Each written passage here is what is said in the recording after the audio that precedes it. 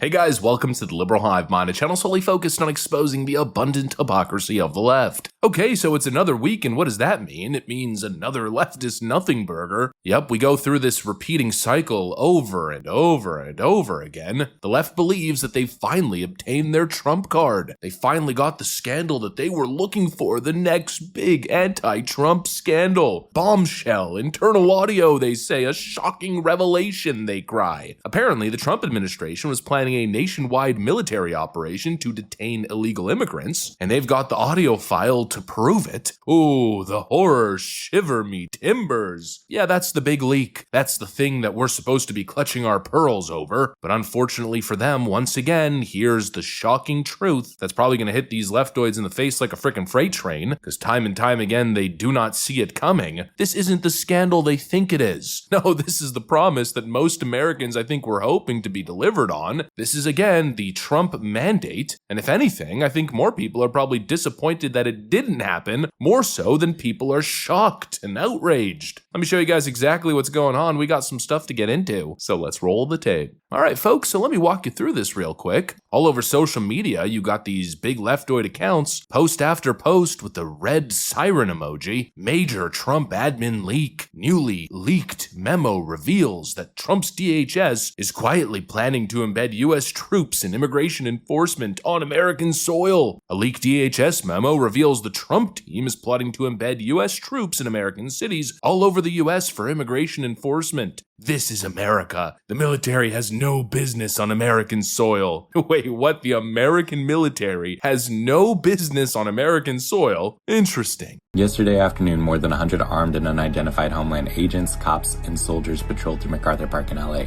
And what many said was a show of force meant to intimidate the local community. Their job was to come and basically do a mock securing of the park, of which then ICE and CBP would clear it. We called this specific tactic presence patrols. The desired outcome is a show of strength, but that's at face value. The most significant piece is this is a part of a series of tests. How did the unit operate? How did the other units operate? How did the local population respond? What were the takeaways? A one-time presence patrol is not enough.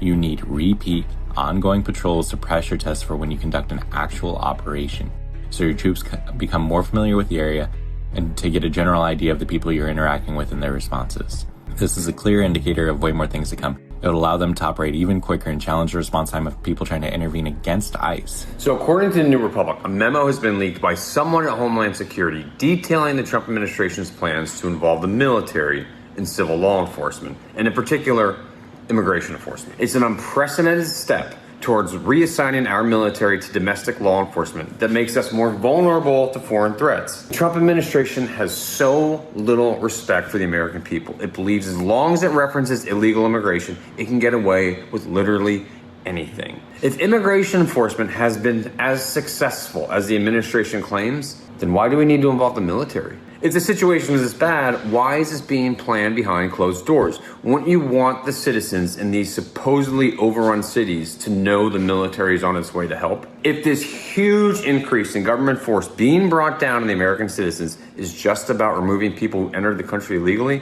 and not detaining U.S. citizens, why does this big, beautiful bill dedicate $45 billion to building additional detention facilities? Yeah, so that's the big scandal. That's what the left is melting down over this week. They're screaming about authoritarianism, fascism, yada, yada, yada. But once again, if you ask me, I think they've catastrophically misread the room. They think they're revealing something shocking here, something that's going to turn public opinion against Donald Trump. But I think what they're really doing is reminding people of why they voted for Donald Trump in the first place. This isn't some gotcha moment. Again, this is the execution of a mandate. Donald Trump didn't win the 2024 election on a platform of tiptoeing around the immigration crisis. He ran on fixing the mess. He ran on mass deportation. He ran on border control. He ran on law and order. Deploying the military to remove non-citizens from the interior of the country, that's not shocking at all. In fact, I'd say that's the exact kind of decisive action the American people probably wanted since day one. That's what he was hired to do. And this whole notion that the American military shouldn't be deployed on American soil, are we really to accept that the American military is simply a, modern colonial machine that's meant to be deployed only in poor third world nations for the purpose of regime change and nation building? No, dummies. The military's job is to protect the homeland. And yet the second that Donald Trump proposes using them to do just that, Suddenly it's a scandal. Suddenly it's Pyongyang 2025. Suddenly it's tyranny. I'm sorry, leftoids, but you don't get to do that. It's not fascism. It's not a crackdown on American citizens and rights. No, it's called the president doing his damn job. I mean, what a pathetic fake outrage campaign. The Democrats failed round 1, and now it seems they're ready for round 2 already. I mean, we just saw this exact narrative fail before. Remember when the National Guard in a Marine unit was deployed in Los Angeles? Well, the media tried to frame it like we were living under martial law. Donald Trump's military crackdown on California. They tried so desperately to stoke fear, to use that as a rallying cry. I mean, Gavin Newsom was basically crying on TV every night. Democrats deployed their little Antifa goons, did the whole astroturfed mass protest thing, attempted to convince everybody that what Donald Trump was doing was beyond the mandate, illegal, yada yada. And of course the question is, did that narrative pick up steam? Did it succeed? Absolutely freaking not. Not even close. But now for some reason Democrats think it's gonna work this time. Obviously not. You know, it's clear the Democrat strategy is to scare you off of your beat, to get you to jump off the line. Ooh, don't you realize you're going down an extreme path? This mass attempt to gaslight the people into being too scared and supporting good, decisive policy. They want you right back to being a very afraid milquetoast liberal. Ooh, sounds shocking. Donald Trump doesn't just want to deport criminals. He's raiding the Home Depot parking lot. That's so extreme. Are you really gonna support that? You're a crazy radical. You better jump ship quick. But no, I don't think anybody's being scared. Again, the mandate since day one was not just only deport the criminals, it was deport all illegal migrants. Put American citizens first. On day one of my new administration, I will end this travesty and restore the sovereign borders of the United States of America. We will immediately resume expedited removals of people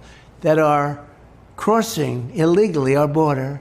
And following the model of President Eisenhower, we will use all necessary federal, state, local, and military resources to begin the largest domestic deportation effort in American history. That was the entire point. You enforce all laws, not just the ones that Rachel Maddow deems morally acceptable. As if every policy decision needs the preface question asked, will this make Rachel Maddow cry? If yes, do not proceed. If no, then is okay. No, dummies, this is the mandate. You're not going to scare the American people off this path. This is the path that was electorally decided in 2024. And if anything, the real criticism of Trump has always been, at least from the right, from the people who voted for him, not that he went too far or is going too far, but that he hasn't gone far enough. That applies to immigration, deportations. It applies to the investigations into these corrupt actors who have weaponized their power and weaponized federal agency. It applies to the Epstein files. It applies across the board. You're not going to scare us off with this milquetoast crap. Yet here we have Democrats pushing this leak as if it's Watergate 2.0. Listen, guys, I think you may have played yourselves. Congratulations, you played yourself. This isn't the scandal you think it is. If anything, it's a reminder to voters of exactly what the stakes are and what's coming. The people are done being gaslit on this issue of immigration. The border has been an utter mess for decades. The system is broken, and finally somebody is taking it seriously enough. And that, my friends, is not fascism. That's common sense leadership. And if Donald Trump, as the de facto leader of the military, if he wants to deploy the military